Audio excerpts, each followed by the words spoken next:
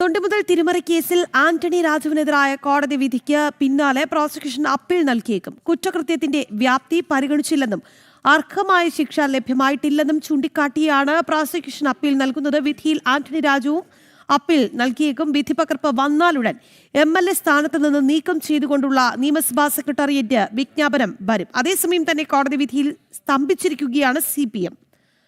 സമ്മേളനം ചേരാനിരിക്കെ ഭരണപക്ഷത്തെ ജനപ്രതിനിധി അയോഗ്യനായതോടുകൂടി CPM-ന് കനത്ത തിരിച്ചടിയാണ് ഉണ്ടാക്കുന്നത്.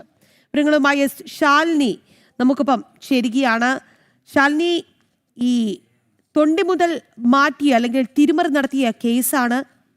നമുക്കറിയാം, നിലവിലത്തെ സാഹചര്യത്തിൽ വിധിപകർപ്പ് വരുന്നതോടുകൂടി MLA സ്ഥാനത്തിന്റെ കാര്യത്തിൽ ഏതാണ്ട് തീരുമാനമാകും. എന്തായാലും പ്രോസിക്യൂഷൻ ഈ നിലവിലെ വിധിയിൽ തൃപ്തരല്ല എന്നുള്ളതാണ് നമുക്ക് വ്യക്തമാകുന്നത്, അല്ലേ? എങ്ങനെയാണ് അപ്പീലിന്റെ കാര്യങ്ങൾ?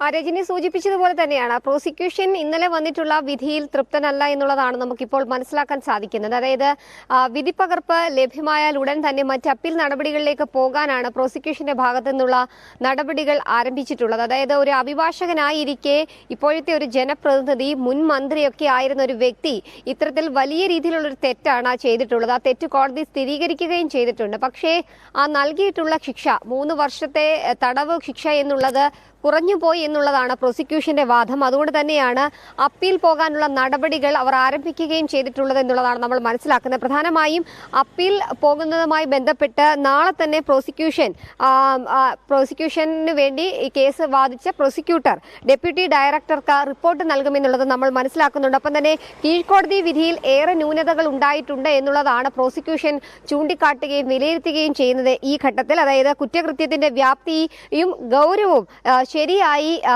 കോടതി പരിഗണിച്ചില്ല. നെടുമങ്ങാട് മജിസ്ട്രേറ്റ് കോടതി അത്തരത്തിലുള്ള ഒരു പരിഗണന ഈ കേസിന് നൽകിയിട്ടുണ്ടായിരുന്നില്ല എന്നുള്ളതാണ് പ്രോസിക്യൂഷൻ ഇപ്പോൾ പറയുകയും ചെയ്യുന്നത്. അതുകൊണ്ട് തന്നെയാണ് ഈ തൊണ്ടി മുതൽ തിരിമറി കേസിൽ ആന്റണി രാജുവിനെതിരെ അപ്പീൽ പോകാൻ, അല്ലെങ്കിൽ ഈ കേസിന്റെ വിധിയുമായി ബന്ധപ്പെട്ട് അപ്പീൽ പോകാനായി ഇപ്പോൾ പ്രോസിക്യൂഷൻ ആലോചിക്കുകയും ചെയ്യുന്നത്. പ്രതികൾക്ക് അർഹിക്കുന്ന ശിക്ഷ ലഭ്യമായിട്ടില്ല, അത് വാങ്ങി നൽകും വരെ നിയമ നടപടികൾ തുടരുമെന്നുള്ളതാണ് പ്രോസിക്യൂട്ടർ ചൂണ്ടിക്കാട്ടുകയും ചെയ്യുന്നത്. എത്രയും വേഗം അപ്പീലിലേക്ക് കടക്കണം എന്നുള്ളതാണ് പ്രോസിക്യൂഷന്റെ ഒരു ഭാഗം പറയുകയും ചെയ്യുന്നത്. അതേസമയം തന്നെ ഇന്നോ നാളെയോടുകൂടി തന്നെ ഈ നിയമസഭാ സെക്രട്ടേറിയറ്റിന്റെ വിജ്ഞാപനം ഔദ്യോഗികമായി വരും. അതായത് വിധിപ്പകർപ്പ് ലഭ്യമായാൽ ഉടൻ തന്നെ നിയമസഭാ സെക്രട്ടറി ആന്റണി രാജുവിനെ അയോഗ്യനാക്കിക്കൊണ്ടുള്ള ഔദ്യോഗിക വിജ്ഞാപനം പുറത്തിറക്കും എന്നുള്ളതാണ് നമ്മൾ മനസ്സിലാക്കുകയും ചെയ്യുന്നത്. നിലവിൽ 3 വർഷമോ അതിൽ കൂടുതലോ തടവ് ശിക്ഷയോ മറ്റോ ലഭ്യമാവുകയാണെങ്കിൽ സ്വാഭാവികമായും അതിന്റെ ആക്ടും ചട്ടങ്ങളും പ്രകാരം ആ ജനപ്രതിനിധി നിലവിൽ അയോഗ്യനാണ് എങ്കിൽ പോലും ഔദ്യോഗികമായ ഒരു വിജ്ഞാപനം ഇതുമായി ബന്ധപ്പെട്ട് ഇന്നോ നാളെയോടുകൂടി ഉണ്ടാകുമെന്നുള്ളതാണ് നമ്മൾ പ്രതീക്ഷിക്കുകയും ചെയ്യുന്നത്. അതേസമയം തന്നെ ഈ കേസിന്റെ വിധിയുമായി ബന്ധപ്പെട്ട് ഹൈക്കോടതി അടക്കമുള്ള മേൽക്കോടതികളെ സമീപിക്കാൻ ഒരുങ്ങുകയാണ് ആന്റണി രാജു എന്നുള്ളതാണ് നമ്മൾ മനസ്സിലാക്കുകയും ചെയ്യുന്നത്. പ്രധാനമായും ഒരു ജനപ്രതിനിധിയാണ്, നിയമസഭാ തെരഞ്ഞെടുപ്പ് അടക്കം അടുത്തിരിക്കുന്ന സാഹചര്യമാണ്.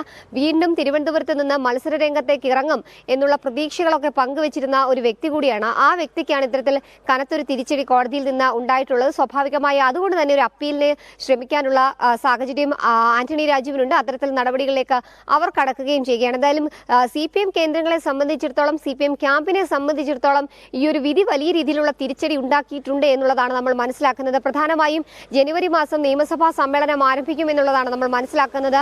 ബജറ്റ് അടക്കമുള്ള നടപടികൾ ഉണ്ടാകാൻ പോകുന്ന ഒരു നിർണായക നിയമസഭാ സമ്മേളനമാണ്. അതുമാത്രമല്ല, ഇടത് സർക്കാരിന്റെ അവസാന നിയമസഭാ സമ്മേളനമായിരിക്കും ഇനി ഇപ്പോൾ ജനുവരിയിൽ ചേരാൻ പോകുന്നത്. ആ നിയമസഭാ സമ്മേളനം ചേരാൻ ഇനി കുറച്ച് ദിവസങ്ങൾ മാത്രമേ ഇരിക്കെ ഒരു ഭരണപക്ഷത്ത് തന്നെയുള്ള ഒരു MLA അയോഗ്യനായി ഒരു സീറ്റ് കുറഞ്ഞ, അല്ലെങ്കിൽ അത്തരത്തിൽ വലിയ രീതിയിലുള്ള തിരിച്ചടിയോടുകൂടിയാണ് നിയമസഭയിൽ ഇനി ഭരണപക്ഷം ഈ ഒരു നടപടിയെ വല്ലാത്ത തിരിച്ചടി നേരിടുന്ന ദിവസങ്ങളാണ് സർക്കാരിനെ കാത്തിരിക്കുന്നത് എന്നുള്ളതാണ്. തൊണ്ടി മുതൽ തിരിമറി കേസിൽ ആന്റണി രാജുവിനെതിരായ കോടതി വിധിക്ക് പിന്നാലെ പ്രോസിക്യൂഷൻ അപ്പീൽ നൽകിയേക്കും എന്നുള്ളതാണ് ശാലി തിരുവനന്തപുരത്ത് നിന്ന് പങ്കുവച്ച വാർത്ത.